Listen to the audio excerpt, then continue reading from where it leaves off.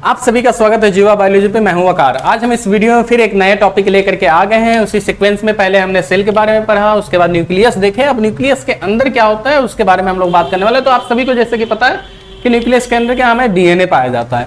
तो आज हम लोग बेसिकली डीएनए के बारे में बात करने वाले हैं और इन सारे सवालों का जवाब ढूंढेंगे कि डीएनए क्या है, इसकी डिस्कवरी कब हुई, फंक्शन इसका क्या है, इसके स्ट्रक्चर और कैरेक्टरिस्टिक्स क्या है, और डायरेक्शनलिटी जो कि डीएनए में बहुत इंपॉर्टेंट है समझना। डायरेक्शनलिटी वो क्या है और इसके टाइप्स कितने हैं। तो चलिए सब एक एक करके हम लोग देखते हैं आगे।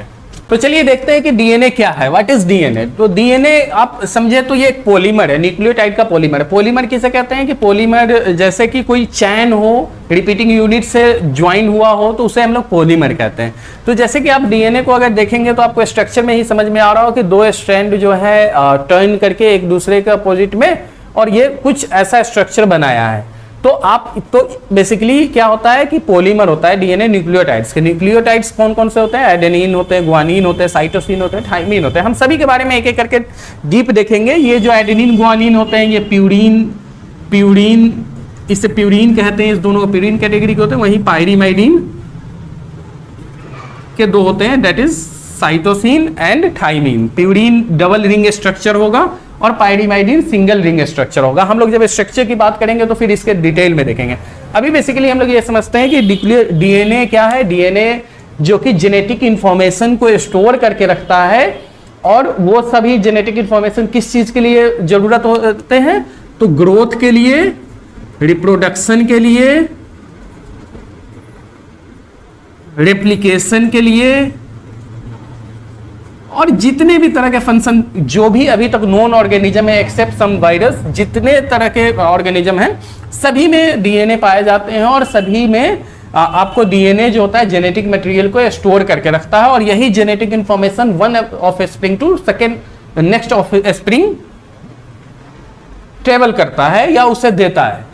तो चलिए अब आगे देखते हैं कि इसकी डिस्कवरी कैसे हुई। तो जो डीएनए की डिस्कवरी हुई थी, सबसे पहले जिन्होंने डीएनए को बताया था कि डीएनए कुछ ऐसा मटेरियल है जो पाया जाता है सेल के अंदर, न्यूक्लियस के अंदर, वो साइंटिस्ट है, ये स्विस साइंटिस्ट है, एक्चुअली ये केमिस्ट है। इन्होंने सबसे पहले बताया था फ्रेडरिच मेस्चर ने 1860s में इन्होंने बताया था।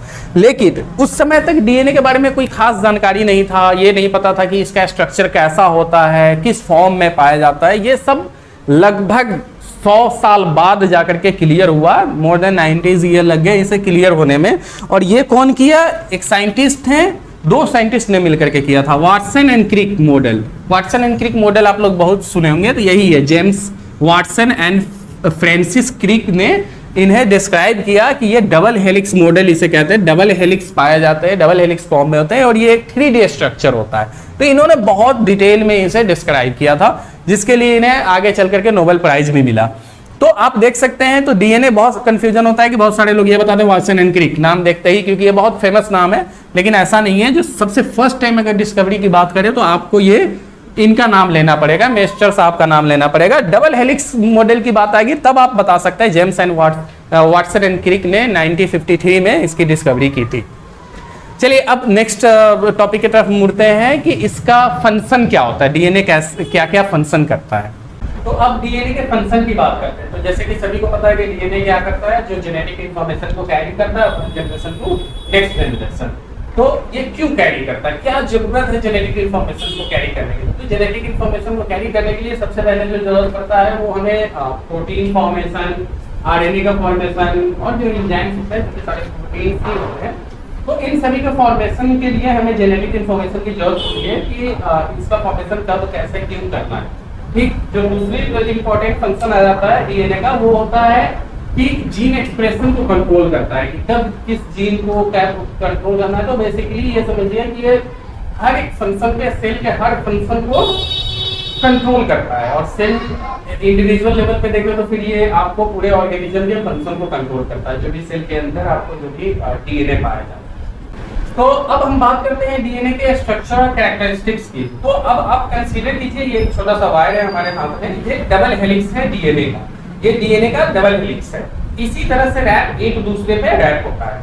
अगर इसको हम अनट्विस्ट करें या अनबाइंड करें तो ये धीरे धीरे ऐसे कुछ खुलेगा। और एक टाइम आएगा जब ये दोनों स्ट्रैंड दोनों सेपरेट हो जाएंगे और इसी तरीके से ये एकदम एक दूसरे से सेपरेट हो गए। तो ये स्ट्रक्चर यही बता रहा है कि ये पहले ऐसे डबल हेलिक्स था, अब ये अनट्विस्ट होकर के ये सेपरेट हो गया। एक स्टीयर जो लेजर होते हैं, जो सीधी जिसे कहते हैं, उस तरह का फॉर्मेशन यहाँ पे आपको दिख रहा होगा।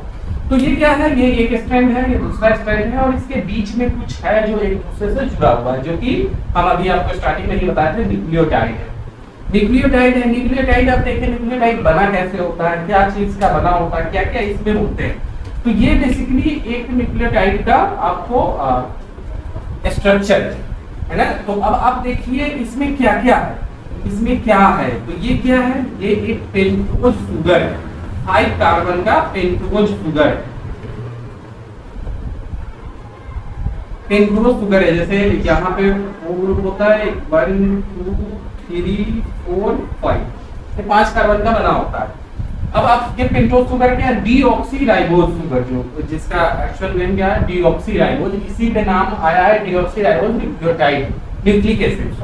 डीऑक्सीराइबोज न्यूक्लिक एसिड जो टर्म है वो इसी शुगर के नाम पे आया है। ठीक, ये क्या जुड़ा होता है, ये आपको फॉस्फेट ग्रुप यहाँ पे जुड़ा होता है। ठीक, ये क्या होता है, यहाँ पे ये आपको बेस होते हैं, जो न्यूक्लियोटाइड बेस की बात कर रहे थे हम लोग, जो कि एटीपीसी होते हैं, वो है। अब यहाँ पे देखिए, ये अब आप देखिए तो एक तरह से आपका स्ट्रक्चर यहाँ पे समझ में आ रहा होगा। क्या है कि आपको एक पेंटोज शुगर है जिससे फॉस्फेट 5 कार्बन पे जुड़ा है और एक बेस जुड़ा है। ठीक, ये एक जनरल स्ट्रक्चर होता है न्यूक्लियोटाइड। तो चलिए अब हम लोग एक एक करके देखेंगे, डिटेल में अब इस स्ट्रक्चर को पढ़ते हैं। तो चलिए अब स्ट्रक्चर समझने की बात करते हैं। तो जो डीएनए का स्ट्रक्चर होता है, तो न्यूक्लियोटाइड का अगर स्ट्रक्चर समझे तो जैसे कि अभी हम लोग बेसिक स्ट्रक्चर में बता रहे थे कि बीच में क्या होता है, पेंटोज शुगर होता है, जो कि डीएनए में डीऑक्सीराइबोज शुगर होता है। उसके साथ जो है अगर नंबरिंग करें तो ये फर्स्ट कार्बन हो गया, ये सेकेंड, ये थर्ड, ये फोर्थ और ये फिफ्थ।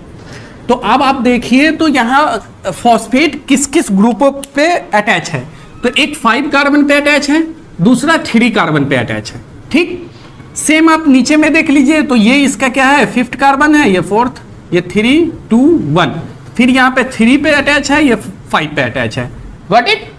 तो अब आप आइए तो यहाँ से देख सकते हैं कि आपको क्या डायरेक्शन में मिल रहा है, कि किस डायरेक्शन में, इसी से हमें डायरेक्शनलिटी भी समझ में आएगा कि किस डायरेक्शन में डीएनए का फॉर्मेशन हो रहा है। अब आप देख लीजिए कि पेंटोज शुगर सेटिस्फाई है, सब बॉन्ड इस पे आकर के अटैच है, 3 पे भी 5 पे भी फॉस्फेट ग्रुप आके अटैच है।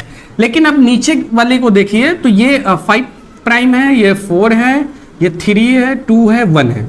अब इसका जो है अभी इस पे 3 प्राइम पे कोई अटैच नहीं है फॉस्फोरिक ग्रुप। नेक्स्ट कहाँ आएगा, यहाँ आएगा, इस पे अटैच करेगा, फिर ये जा करके आप देखिए, फिर ये नेक्स्ट पेंटोज शुगर का ये फिर 3 प्राइम खाली होगा, फिर इस पे आकर के फॉस्फेट ग्रुप अटैच होगा, फिर ये न्यूक्लियोटाइड आगे जाकर के न्यूक्लियोसाइड जो है अटैच हो जाएंगे, जिसमें आपको बेस और शुगर आकर के फिर से अटैच हो जाएगा। तो आप देखिए 5 प्राइम टू 3 प्राइम ये फॉर्मेशन हो रहा है।